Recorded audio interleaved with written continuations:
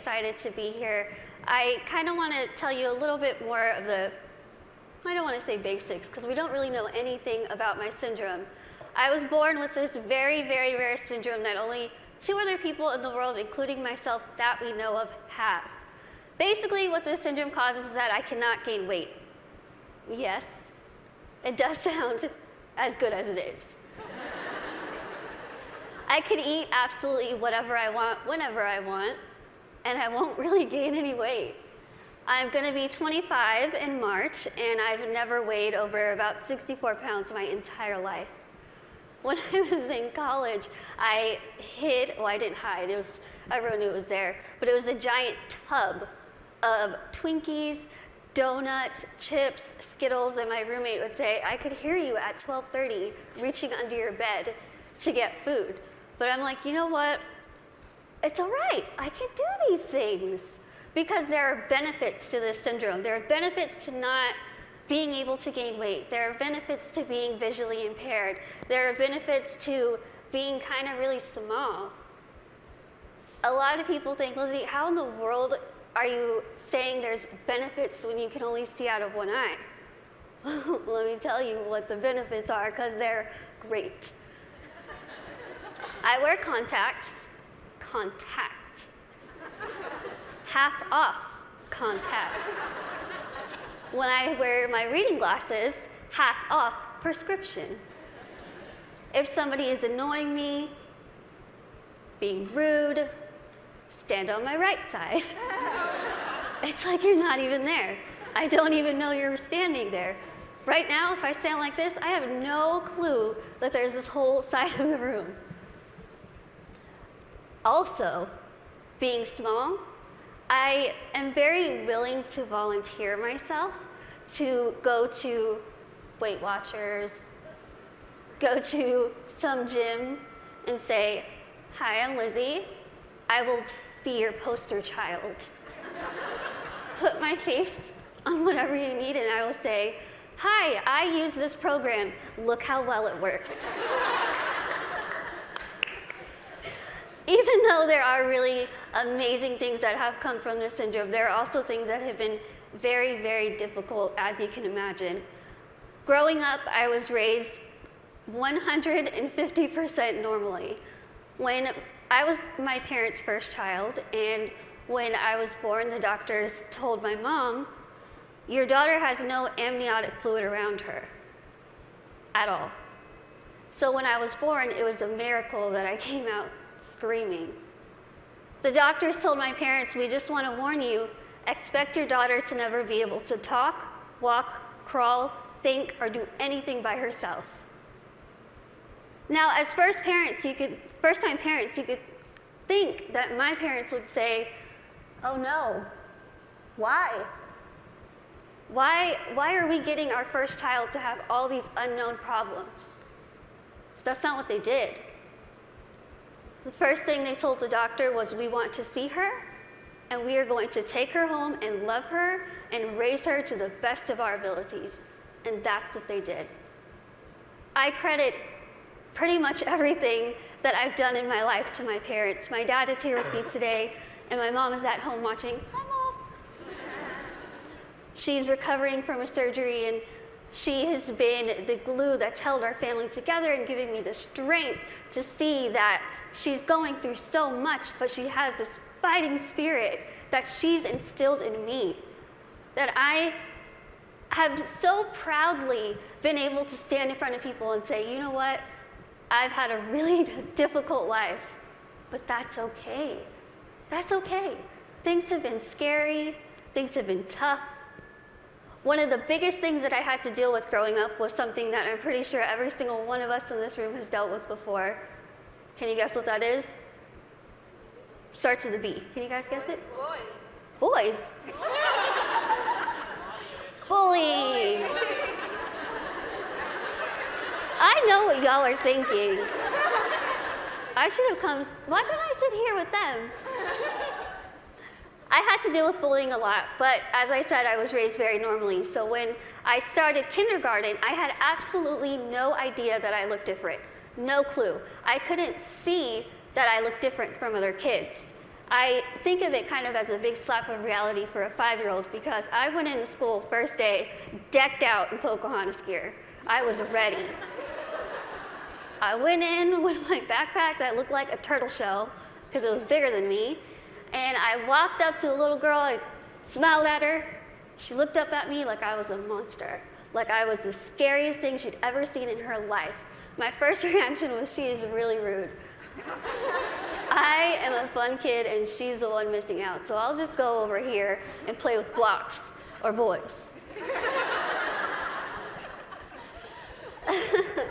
I thought the day was going to get better, and unfortunately it didn't. The day kind of got worse and worse, and a lot of people just wanted to have absolutely nothing to do with me, and I couldn't understand why. Why? What did I do? I didn't do anything to them. In my mind, I was still a really cool kid. So I had to go home and ask my parents, what's wrong with me? What did I do? Why don't they like me? And they sat me down and they said, Lizzie, the only thing that's different about you is that you're smaller than the other kids. You have this syndrome, but it's not going to define who you are. They said, go to school, pick your head up, smile, continue to be yourself, and people will see that you're just like them. And so that's what I did.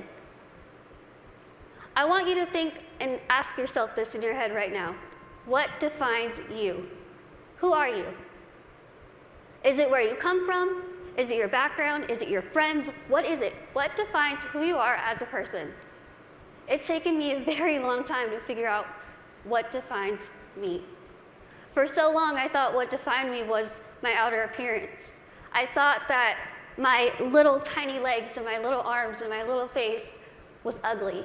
I thought it was disgusting. I hated when I would wake up in the morning and I was going to middle school and looking in the mirror, getting ready and thinking, can I just scrub this syndrome off? It would make my life so much easier if I could just scrub it off. I could look like the other kids. I wouldn't have to buy clothes that had Dora the Explorer on it. I wouldn't have to buy stuff that was bedazzled when I was trying to be like the cool kids. I would wish and pray and hope and do whatever I could to pray that I would wake up in the morning and I would be different and I wouldn't have to deal with these struggles. It's what I wanted every single day, and every single day I was disappointed. I have an amazing, amazing support system around me who never pity me, who are there to pick me up if I'm sad, who are there to laugh with me during the good times, and they taught me that even though I have this syndrome, even though things are hard, I can't let that define me. My life was put into my hands, just like your lives are put into yours. You are the person in the front seat of your car. You are the one who decides whether your car goes down a bad path or a good path. You are the one that decides what defines you. And let me tell you, it could be really hard to figure out what defines you. Because there are times where I would just get so annoyed and frustrated, and I don't care what defines me. When I was in high school, I found a video, unfortunately, that somebody posted of me, labeling me the world's ugliest woman. There were over 4 million views to this video, 8 seconds long, no sound, thousands of comments. People saying, Lizzie, please just do a world a favor, put a gun to your head and kill yourself. Think about that. If people told you that, strangers told you this.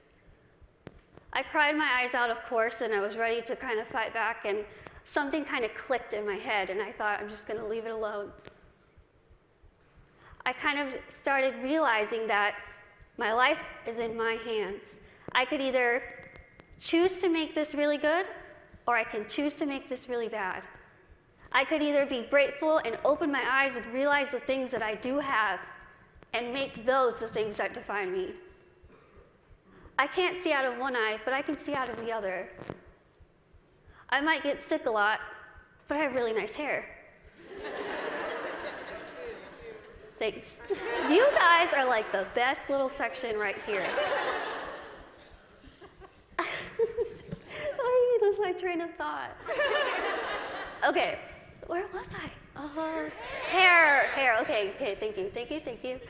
Okay, so I could either choose to be happy or I could choose to kind of be upset with what I have and still kind of complain about it. But then I started realizing, am I gonna let the people who called me a monster define me? Am I gonna let the people who said kill it with fire define me? No. I'm gonna let my goals and my success and my accomplishments be the things that define me, not my outer appearance, not the fact that I'm visually impaired, not the fact that I have this syndrome that nobody knows what it is.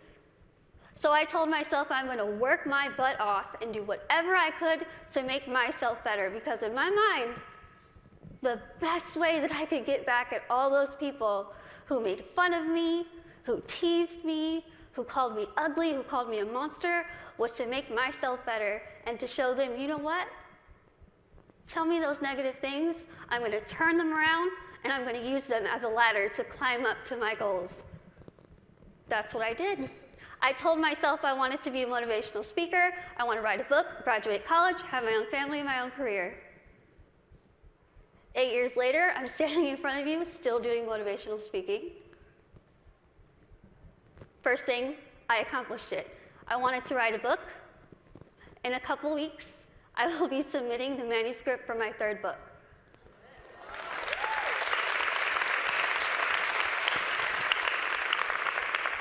I wanted to graduate college, and I just finished college. I'm getting a degree in communication studies from Texas State University in San Marcos, and I have a minor in English. I really tried to use real life experience while I was getting my degree, and my professors were not having it. But I wanted to have, lastly, my own family and my own career, and the family part is kind of down the line. My career part, I feel like I'm really doing well with it, considering the fact that when I decided I wanted to be a motivational speaker, I went home, I sat in front of my laptop, went to Google, typed in how to be a motivational speaker. I'm not even joking. I worked my butt off. I used the people who were telling me that I couldn't do this to motivate me. I used their negativity to light my fire to keep going. Use that. Use that. Use that negativity that you have in your life to make yourself better, because I guarantee you, you will win. Now, I want to end with asking you again. I want you to leave here and ask yourself what defines you. But remember, brave starts here. Thank you.